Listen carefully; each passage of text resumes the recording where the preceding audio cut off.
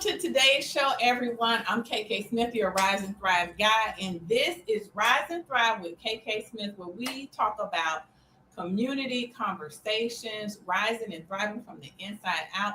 And today we are joined by two mothers. We are tackling mental health. This is Mental Health Awareness Month. So we are in May. So we're going to talk about mental health and motherhood. And I like to just thank everybody that's listening. I thank God for this opportunity to bring this resource to the community.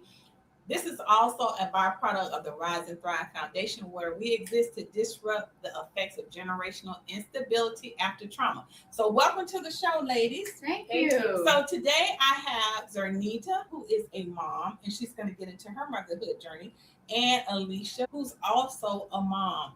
So, I'd like to welcome you ladies to the show, and we're going to talk about mental health and motherhood and some pretty hard topics sometimes for moms to talk about as well as to admit.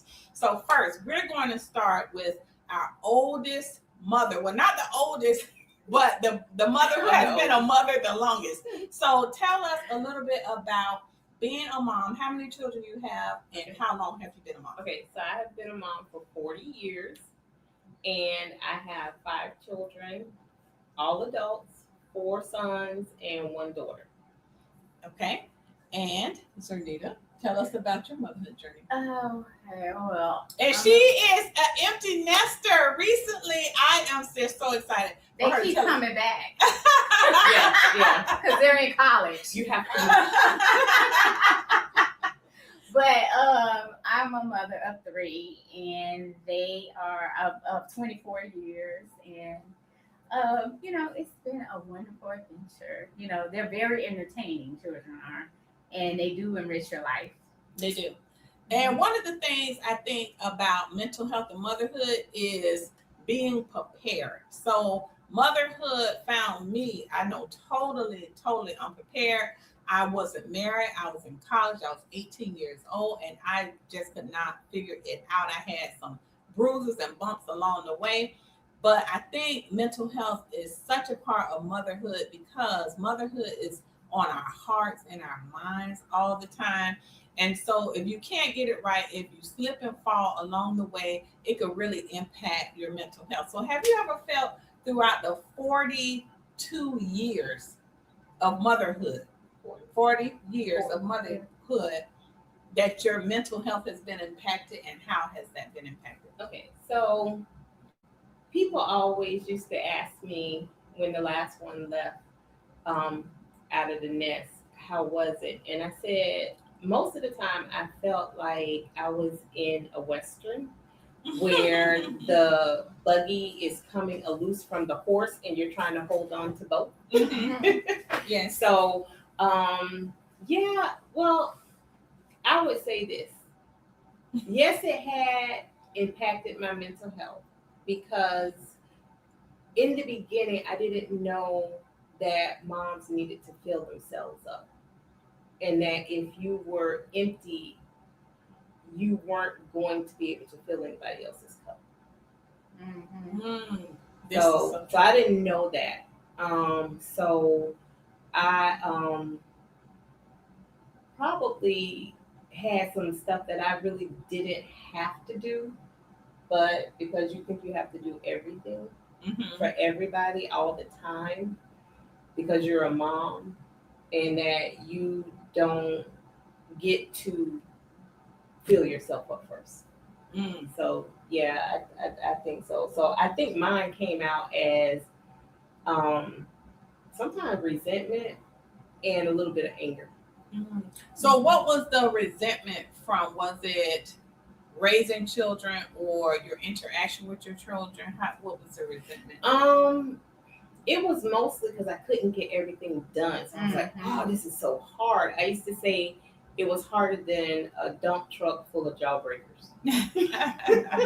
Wow, right. That's hard. Yeah. So it just seemed really hard. And so I would get resentful because it was hard.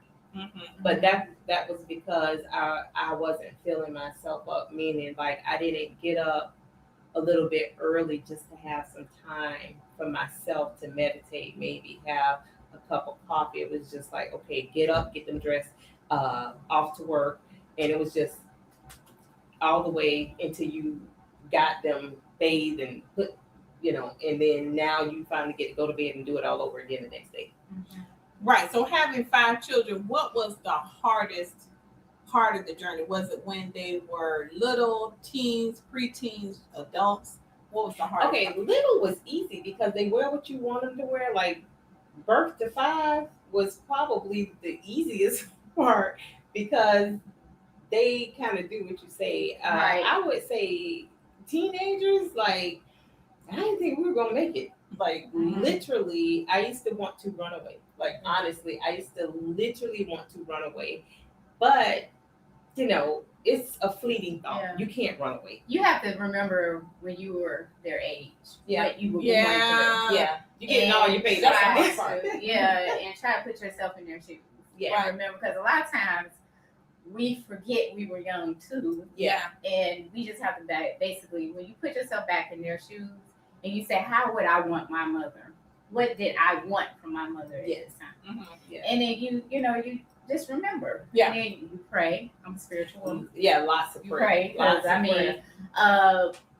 Before I had children, I always thought, I don't know, I was afraid to be a mother because I didn't want to, I didn't think I would be good enough as a mother. And I don't think anybody would think, you're not born with the instructions on how to be a mother. Right. You learn as you go, and you should learn from your eras, and like we have older children now, and they will remind you if there was something that they felt like you didn't do right. Like okay? if you bombed it, They do. But guess what? I just tell my kids, like, look, okay, I'm not perfect.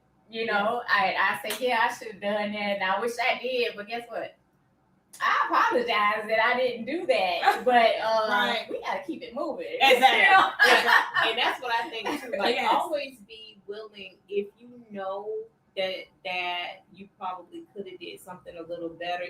It's actually imperative that you are able to apologize and say, hey, look, it was my first time being a mom, right? And it was your first time being a kid, so I didn't always hit the mark or get it right. It's acknowledging and not ignoring how they're feeling about something that you could have done better. Yeah. And you admit it. You could have done that better. Don't try to say, oh, you don't tell me I'm your mama, that's how we was raised.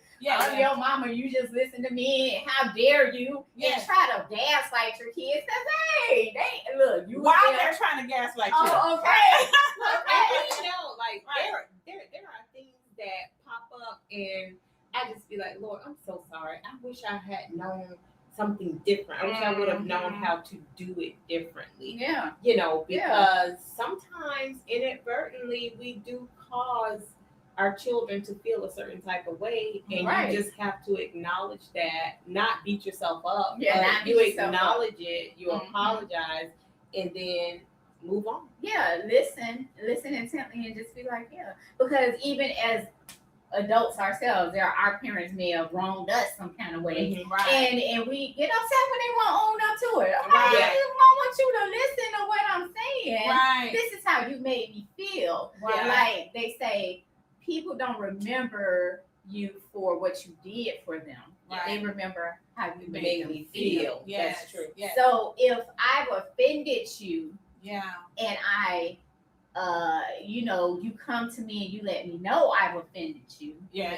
I should be grown enough, adult enough to accept mom enough the fact that this is how you feel. I may not feel that I wronged you, because as friends, we make each other upset. And if she comes to me as a friend, which we have, and she's come to me and let me know that, hey, you offended me. And if I wasn't a good friend, I'd be like, girl, get over that. I need to understand and acknowledge, well, I didn't think nothing of that. But it hurt my friend. So I'm sorry. I didn't know that affected you in that manner. Instead of just saying, with your kids, like, oh, you need to grow up, you need to get over that. Right. Yeah. No, process what they're saying and say, oh, I'm sorry. You know, if I could have probably handled that in a different situation. Yeah. But that's just that's growth from this. But I do believe that analogies and motherhood is so powerful, because where children won't let parents off the hook, particularly moms, and moms deal with a lot, whether they were married, whether they were single. Moms are dealing with paying bills, cooking, cleaning, all the things. Something might have went left, something might have got overlooked, something. So you have these childhood memories, and when they're older, you did this and you did that. Well, I love analogies as a mother, because analogies will say, hey, when you were in second grade and you got that B or that F, did I give you some grace? Or when you made that mistake and you hit your sister in the head with a baseball bat, did I give you some grace? So a lot of times children are not looking at parents like they're human, just like what you said, acknowledging that they're human, but also teaching them that you're human as well. Right. Yeah. Like to err is human, to forgive divine. Right. So how do you think mental health affects mothers when they have adult children? So we talked about the mental health while they're growing up and dealing with all the things.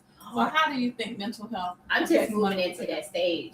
Okay. But I have a 24-year-old, then she's off in the military, so she's not where I can put my hands on her. Right. And control her. Yeah. You know, so I think the loss of control. Okay. When you're moving into adulthood. Yes. That's something we don't. It's like they don't have to listen to you. Right. Yeah. But I remember I didn't want to listen to my parents either when I got to that age. Right. Yeah. I was like, oh, shoot. But if they need your money, they gonna listen to you. Yeah. Right. But when you got children that don't need your money, yeah, all you could do is give them advice. Yes.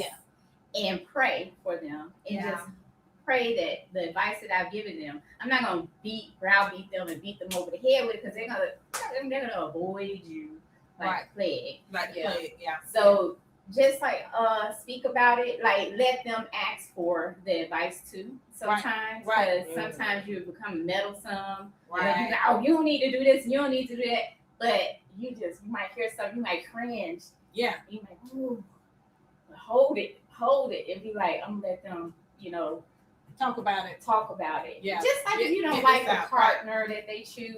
Right. You could tear you up inside. Yeah. Yeah. But if you're not like saying, I don't like them, blase. But if they come to you and you say, what do you think? And then you say, okay. Because you think about our grandmothers and our great grandmothers. Yeah. They didn't give their opinion unless you asked for it a lot of times. Ours did. It depends. Yeah. What the situation was. The spicy grandma. Yeah, the spicy grandma. But you had some that were quiet and reserved. Yeah. That would just observe, and say, baby.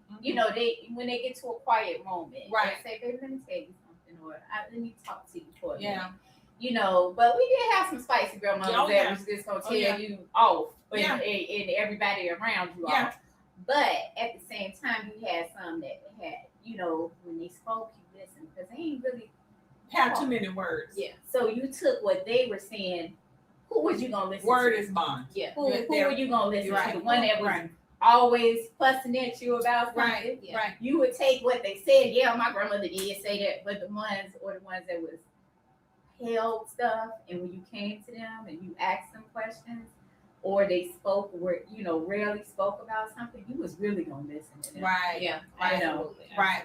So I think that is so important. Adult children affecting your mental health, that is so true, because you can't control them, and the things that they might want to do, you might not even have wanted to do them. They might want to go across the world, and you're like, wait a minute, I wouldn't do that. Would you do that? You got to be safe. You got to remember this. You got to do this. And I would never want to do that, but they might want to do that, or they might want to date this person that you would have never dated, or they might want to live where you never lived. So mental health, motherhood has a lot to do with our mental health. I think it's letting go, and I think that's why we have so much turmoil when they are teenagers, because they're yearning to grow into their own person.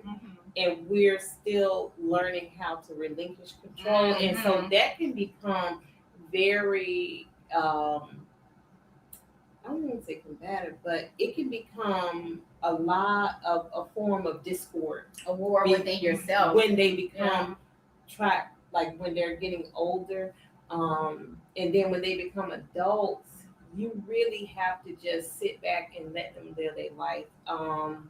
Sometimes you think you're helping, and you're really making the situation worse. So, and then you end up getting backlash from that.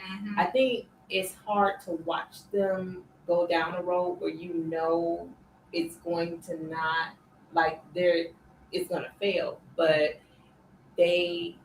sometimes they have to fall down in order to grow, because they may not learn the lesson if you are always, oh, don't do this, don't do that. And it's like you said, like, they will not tell you anything. Yeah, they would, and they will excommunicate you, like, so so it's a fine line, but you can't take stuff personal. I always say, we can't take personal unless you, like, were teaching them how to do something wrong and you knew that was wrong and that's what you were teaching them. Now you can take accountability for that, because they probably wouldn't have did that if you didn't teach them how to do that wrong thing. But if you weren't teaching them how to do the wrong thing, they are responsible for their failures and they are responsible for their successes. Our job is just to steward them, right? To teach them right from wrong, to care for them, make sure that their physical, mental, and spiritual needs are met, and then we release them out into the world. Well, what you were saying reminds me of how sometimes parents don't want kids to marry into a certain family. Yes. And they don't understand why. And we've heard that expression, apple don't fall from the tree. Right. And sometimes we know that that family had a lot of discord, a lot of, people that may not be who you want involved in your life. But at the same time, we got to understand that a lot of times, sometimes people grow away from that type of generational cursings. If they found God in their life, or, they set themselves on a different path than their family, we've got to trust that we raise our children to be able to discern and take your time with this person, because that family they've had some issues. You can give them advice, but they're gonna do what they want to do. Absolutely. Regardless of what it is. So we just say, I just want you to just be prayerful about and observe. Right. Observe the person. If you see red flags, you need to investigate and maybe disassociate yourself for a little while. Just get to learn the person, because a lot of times infatuation feels like love. It's hard to distinguish infatuation from love. But love does not hurt. It's so Love is kind. Love is kind. Love So does not hurt. if they're not showing you kindness, grace, and mercy, which is what you would expect from somebody who loves you, they're belittling you, making you feel bad, then that's not love. That's not love. And that's what you need to look at, is how someone treats you. So giving them that advice and letting them run with it. Is what you and then just pray for them, because when they're young, you can make them do stuff, like when they're 3. I love that age. I love it. Or 4, but you cannot make an adult do anything. So once they become adults, you just they used to say when they're little, they're on your apron string, and when they're older, they're on your heartstring.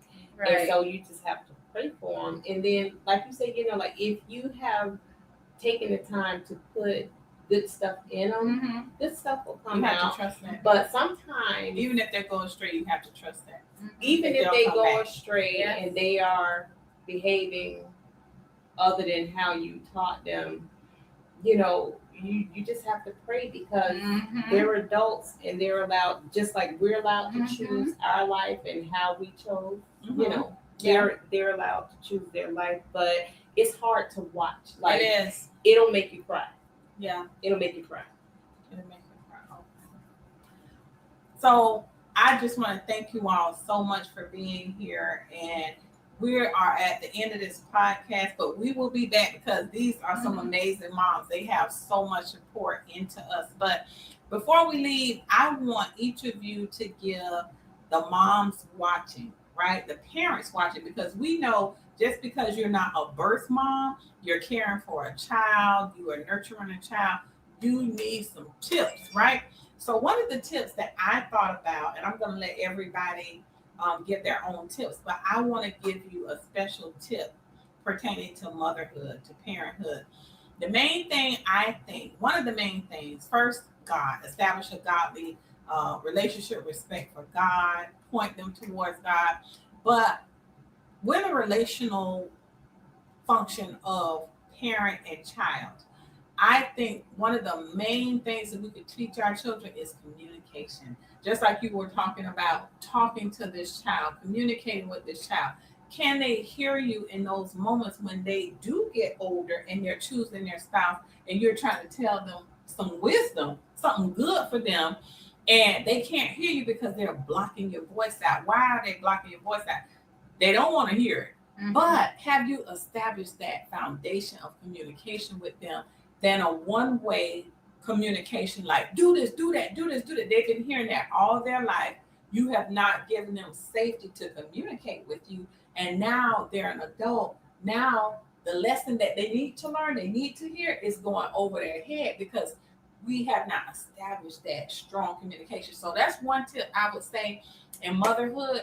When they're young, establish communication with your child. Let them come and tell you anything.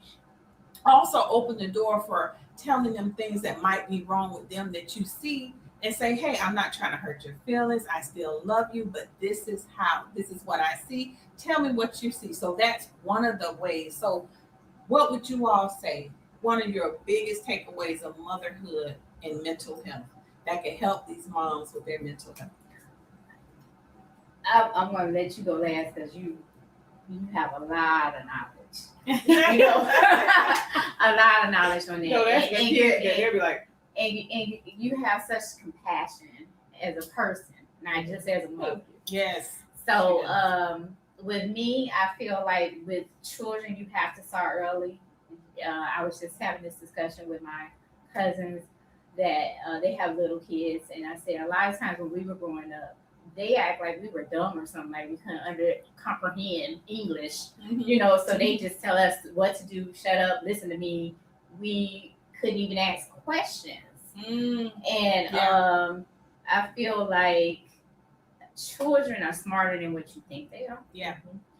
You need to be able to discipline them, but, you know, because they need to understand the authoritative figure. That you are the authoritative figure. They must listen to you. However, with any authoritative figure, just as I learned with being in business, they want your insight. Right. They don't want you to just go along to get along. Right. They want you to do as they said, but they want to make sure the business is running correctly. And right. If you're too afraid to speak on matters that may cause the business to go under, right, that's no good for anybody. Right. So they should be allowed to get a comprehension and understanding of why you're telling them to do this. I always like to explain to my children, okay, you know, I was saying, you're gonna be mad at me now, but you're gonna be thankful later. Yes. I explain to them why I'm doing this. Okay. What this means, because as a child, I always ask, why do I have to go to school? Right.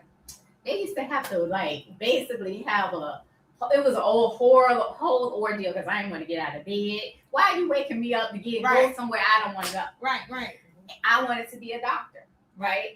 Or a nurse. I wanted to be in the medical field. They never explained to me at that time, well, you're going to school because that's a path to do what you want to do later in life. Right. If they had explained to me that, as soon as I found that out, I changed. I was a whole different person. I was on the honor roll, dean's list, everything.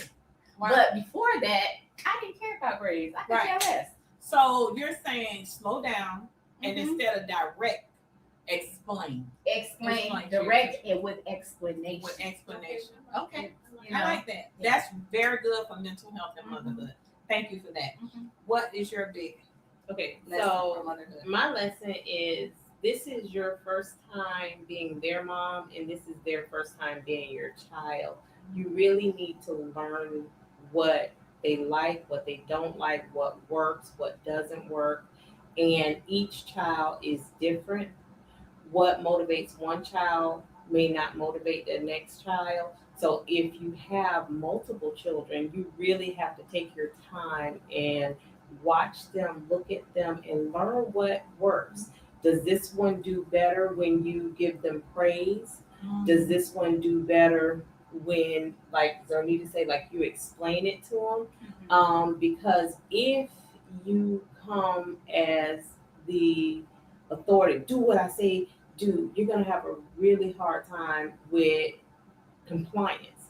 But if you learn their temperament, if you learn their behaviors, if you take the time to learn them, it'll be a much easier parenting experience. Oh yeah, I agree wholeheartedly. I Because totally agree. Even though they came from you, they're all different. They're They're not all gonna. They different. have different personalities. They have Yes. different love languages. Yes. Yeah. Yes. Yeah, they do. Yes. Yes. That is going to reach them and what they feel is important. So Yes. I can withhold one thing from another or give something to another. Yes. They're totally different. Yes. And I want to piggyback on that because I want to definitely piggyback on that because I used to look at the lens of motherhood through what we had been through. So if I was comparing our children to my sisters and I would look through that lens of, oh, okay, this was going to be like this. This is going to be like my sister over here. This was going to be like me. This is going to, but they are totally different. They will surprise you with their personalities. They are totally different. And we have to treat each child with that much respect, with that much appreciation for being unique in their own. And don't compare. And don't compare. Yeah, because they're just like you're not who your sibling is, and you're not who your parents are. They are their own individual person. Right. You know, and they all come with different temperaments. They come with different likes and dislikes. They're different. They're unique. You know, And the world we live in is different. Yes. So Yes. a lot of times, like our parents had homes and was married. Yeah. By the time we were still trying to make it, and so is the generation now. They're not going to be able to obtain the things that we obtained at our ages. Right. So we've got to give them grace and mercy. Yeah. And you really do. be that support. Everybody needs support. Yeah. You know, but we don't need to handicap them at Mhm. the same time. So it's like a great. It's like you guys a thin line to walk with, and nobody's perfect. Yeah, but we all make mistakes, especially in mothering. Like you're going to miss it. You're gonna blow it. You're gonna blow it sometimes, but it's important to acknowledge, hey, Right. look, I blew this. I really did do Yeah. this. I'm sorry. You know, Yes. because if not, then when your child gets older, they just may be estranged Yeah. from you. Right. And I do have one child that is estranged from me for right now. So if you don't get that right when they're younger, then it's just going to roll over into adulthood, and it's going to hurt because you love your children like they were in your belly. Right. You know, so you love your children. So, But remove the guilt, remove the shame, yeah. and understand that they take things differently than we put them out. We take things differently than they put them out. I think motherhood is a wonderful journey with God leading us and understanding and discovery and blooming and learning about ourselves and learning about our And children. it's a stewardship. They're not property. You're stewarding them. So, you know, people sometimes may feel like, oh, it's my kid, I can do whatever I want. Well, your job is to steward them. It is to raise them, you know, to be a good adult, because one day they're going to be an adult. And it comes quickly. It comes so quickly. Very quickly. So it seems like I was changing diapers yesterday. Yes. Yes. So Thank you all for joining us, and I hope your mental health is stronger after this conversation. I hope that you can glean some tips from these lovely ladies about mental health and motherhood. This has been a wonderful conversation. Will you all come back Yes, and absolutely. talk about all subjects? Because these women have so much knowledge, so much wisdom. We got to get into that. All right. Thank you all for joining us. And remember, you can always celebrate wins and get back up again around here and learn a life lesson and disrupt generational instability. Okay, K. Smith, thanks for joining me. It's time to rise and thrive.